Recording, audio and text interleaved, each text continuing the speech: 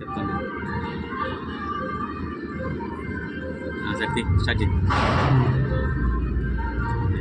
నమస్కారం అండి.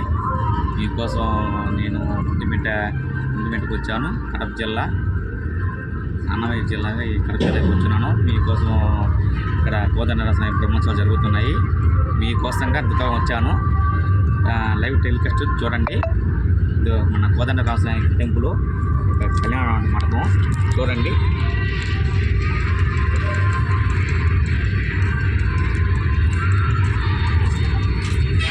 ఒక 3 రోజుల్లో స్వామివారి అమ్మవారి కళ్యాణం జరగబోతున్నది.